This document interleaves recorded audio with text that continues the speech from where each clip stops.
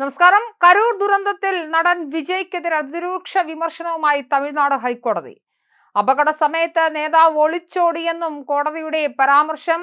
വിജയ്ക്കെതിരെ അന്വേഷണത്തിന് പ്രത്യേക സംഘത്തെയും കോടതി നിയോഗിച്ചു. എന്തുകൊണ്ടാണ് കേസെടുക്കാത്തതെന്നും സർക്കാരിന് എന്തിനാണ് TVKയോട് ഇത്തരത്തിൽ മൃദു സമീപനമെന്നും കോടതിയുടെ ചോദ്യം. കരൂരിലേത് മനുഷ്യനിർമ്മിത ദുരന്തമാണെന്നും കോടതിയുടെ നിരീക്ഷണമുണ്ട്. അന്വേഷണത്തിന് അഷ്റ ഗർഗിനാണ് ചുമതല നൽകിയിരിക്കുന്നത്.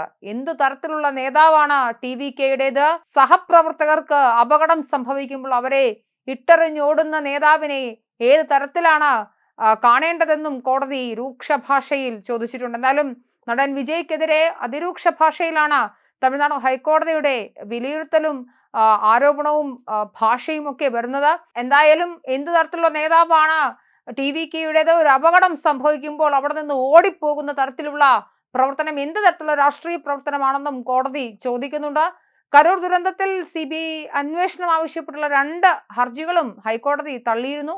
ദേശീയ മക്കൾ ശക്തി കക്ഷിയും BJP അഭിഭാഷകൻ നൽകിയ ഹർജികളാണ് തള്ളിയത്. ഹർജിക്കാരന് ദുരന്തത്തിൽ നഷ്ടം സംഭവിച്ചിട്ടില്ലെന്നും കോടതി നിരീക്ഷിച്ചു. തമിഴ്നാട് സർക്കാർ CBI അന്വേഷണത്തെ എതിർത്തിട്ടുണ്ട്.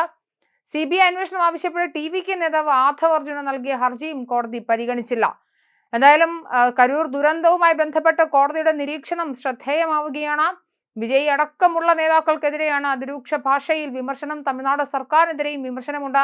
എന്തിനാണ് ഇത്തരത്തിൽ മൃദു സമീപനം എന്നും കേസെടുക്കാൻ എല്ലാ വകുപ്പുകളും ഉണ്ടായിരിക്കെ, ഇതൊരു മനുഷ്യ ദുരന്തമായിരിക്കെ, അടിസ്ഥാന സൗകര്യങ്ങൾ നിഷേധിക്കപ്പെട്ട സാഹചര്യം ഉണ്ടായിരിക്കെ എന്തുകൊണ്ടാണ് വിജയ്ക്കെതിരെ കേസെടുക്കാത്തതെന്ന് കോടതി ആവർത്തിക്കുകയാണ്. അന്വേഷണം നടക്കേണ്ടതുണ്ട്. കൃത്യമായ അന്വേഷണം വേണം. ഇതിന് പ്രത്യേക അന്വേഷണ സംഘത്തെ കോടതി തന്നെ നിയോഗിച്ചിരിക്കുന്ന കാഴ്ചയാണ് തമിഴ്നാട്ടിൽ നിന്നും ഉണ്ടാകുന്നത്.